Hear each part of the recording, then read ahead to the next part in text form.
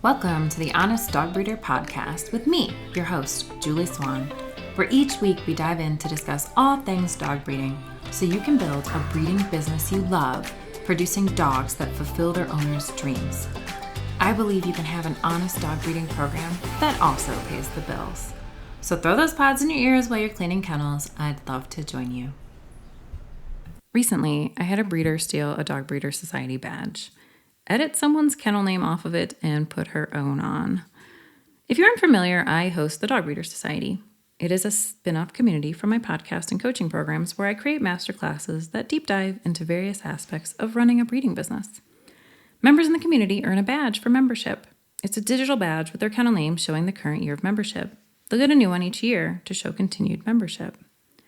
Regardless, the breeder who copied the badge isn't a member of the society. She decided to take a shortcut to look like she was a member. While I'm flattered she desires what my badge means, she didn't earn it. She hasn't learned anything from my masterclasses to stand behind that badge. Is it upsetting? Other than the fact that it's a lie, and the irony of fraudulently placing the honest dog breeder's badge, which is not lost on me, I would have to say that I'm not really emotionally charged by it. I'm not upset. I suppose I'm not surprised. To be honest, I find it mostly disheartening. Imagine how insecure about her program this breeder must feel. So insecure about what she is doing that it isn't good enough, that she feels she has to steal the badge off another breeder's website and take the time to edit that breeder's name off of it and add her own. That can't feel good. So if the act of doing that actually makes her feel better, maybe gives her less anxiety about selling her puppies, then it's hard to truly conceptualize how much she really dislikes herself and her breeding program. She must be so uncomfortable all the time, riddled with anxiety. That tiny voice inside her head chanting, "Your breeding program isn't good enough. No one wants your puppies. You, as a person, aren't enough." What a painful place to be in. Let me distinguish this from using a contract someone gave you and adapting it to your program, or looking at how other breeders lay out their social media posts or their websites. When you're doing this, you're getting ideas, sparking your creativity and giving you a basis to work with. Very few breeders get into breeding because they used to write contracts. It's not a natural progression, so I don't imagine many of you were biting at the bit, excited to write your contract. Taking ideas and adapting them, buying templates and changing them to reflect your program, that's not the same thing as copying a badge, changing it for your kennel, and then putting it on your page like you earned it. It's basically the same thing as buying a trophy at the thrift store, putting it on your mantle, and then telling this great story about how you won it. Our dogs and buyers need us. They need us to be the best we can be. They need us to continually improve ourselves, our programs, and our service to them. They are relying on us. That's why they chose to buy from us, because of what they can expect. If we are willing to lie by broadcasting a badge on our site that we didn't earn, what does that say about our integrity, about our service to our buyers? We are lying to them before we even meet them. I'm not sure about you, but it makes me feel like the beginning of a bad relationship. Reminds me of hiring someone who lied on their resume or talking to someone who lied about who they are. All recipes for disaster, bound to bring disappointment to all parties involved. We have to ask, who are you competing against? Do you need a fake badge to feel better about yourself? I doubt it. It would probably make you feel worse. Are you doing it to stand out against other breeders? Possibly.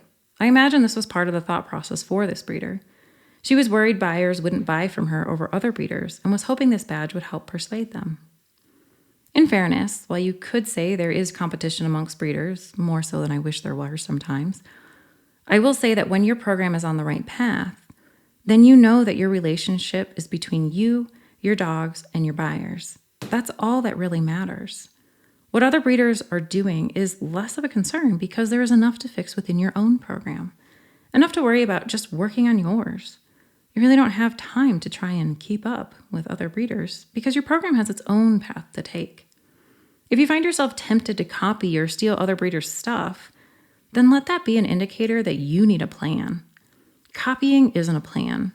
It's attempting to throw mud at the wall until it sticks. A messy way to try and find your way. Takes longer too. Remember, Success in a breeding program is defined by if your buyers, your dogs, and you and your family are all taken care of in a way that everyone is getting what they want. The buyers are getting the lifestyle they want with their puppy, or the dog is a net positive in their life.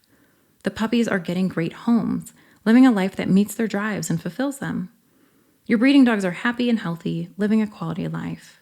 And of course, your family and you find that the dog breeding business brings you more positives than negatives, enabling you to have the life you want. Now, going back to insecurities and feeling like you're not enough, we all have some insecurities. I've been where she's been. I never copied someone's stuff and made it my own like that, but I have felt insecure about my program, and I felt poorly about myself, worried I wasn't enough, my breeding program wasn't good enough. It's a painful place to be in. If you're feeling this way, I want you to know you're not alone. Every breeder I've talked to, new and seasoned, has insecurities about their breeding program. There are still things I'd love to fix and improve with mine. That's part of why you're listening to this podcast, right? You want to be better. In a way, these feelings are blessings. They tell us where we need to improve. But sometimes they get out of hand and cover us like a blanket, and we are left trying to wrestle out from under it. So how do we work with these insecurities? Well, write them down and really break them down. For example, don't write, "My breeding program sucks." That's not very useful. Instead, write down, "My buyers contact me with all the time after they get their puppies, and it's annoying."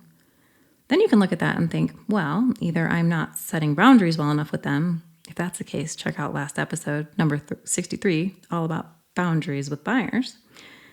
However, maybe it isn't boundaries. Maybe they need more education on how to work with a puppy. So in that instance, you could start to build resources for them that help them with raising a puppy. I have a whole masterclass inside the Dog Breeder Society on how to build a puppy guide if you need help or ideas. However, that also may not be the problem. Maybe the buyers just don't know what to expect from their puppies. They don't know what's normal. Maybe they aren't a great fit for your dogs, in which case you either need to set better expectations, or maybe you need to look at honing in your ideal puppy buyer. And yet it could be parasites. Maybe you're sending puppies home with Giardia and they're getting worse after the stress of the transition to the new home. So the answer is in their health and what it looks like to improve that prior to pickup. Do you see how saying "my breeding program sucks" doesn't get us anywhere?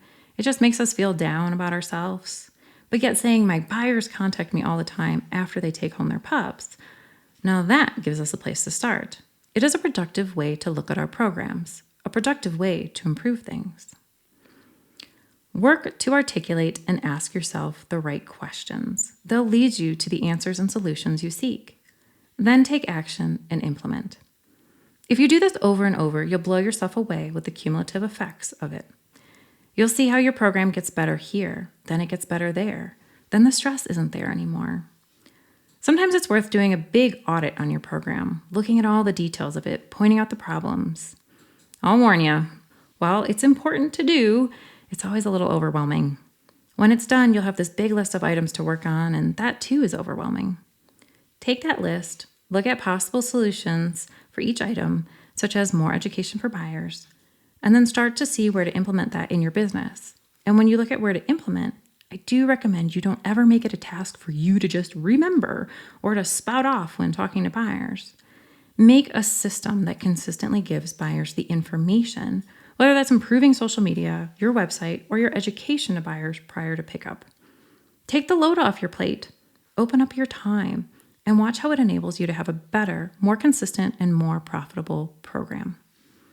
I do have auditing services if you're a bit stumped. If you'd like to get started for free, just book a business strategy call with me at honestdogbreeder.com/strategy. Now, I also made you a worksheet to help you diagnose some issues, solutions, and then avenues to fix them. You can get the worksheet at the show notes at honestdogbreeder.com/64. That's just 64. Once you have all the issues sorted through, then look at the tangible solutions and see what will give you the most bang for your buck. Maybe the key is a website redesign or better organizing your social media. Sometimes there are so many things on your list, it can be difficult to feel okay about just picking one. But remember, breeding businesses are built over time. Pick one thing and give yourself 30 to 90 days to just accomplish that one thing. Then, once that's done, work on the next thing. Also, remember that completing one thing often opens up more time for you to do other things. So, if you were able to restructure facilities so your dog management was only 2 hours per day instead of 4, that's huge. That's a free 2 hours each day.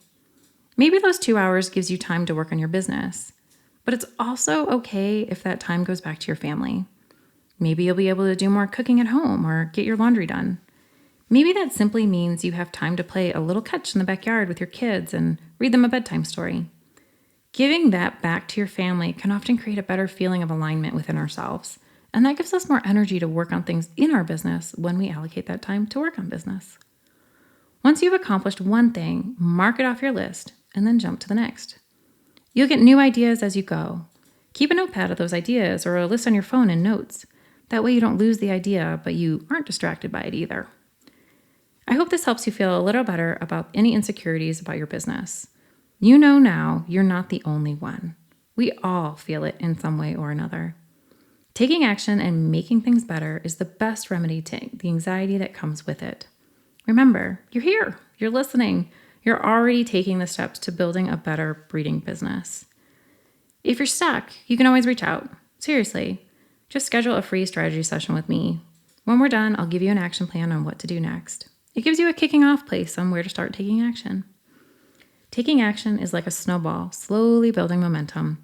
As it gets bigger and bigger, it's harder to stop. So when that's rolling in your favor, things will naturally fall into place. Oh, and I do offer a limited number of one-on-one coaching slots. If you're interested, start with a 30-minute strategy session. We can talk about your needs and I'll build a customized plan for you. I love the results breeders are getting. Thank you for listening to another episode of the Honest Dog Breeder Podcast with me, your host, Julie Swan. I'm so grateful you're here and I appreciate all the hard work you are putting into your program. It really does make the world of dogs and the lives they provide their owners a better place. Thank you again, and I'll see you in the next episode.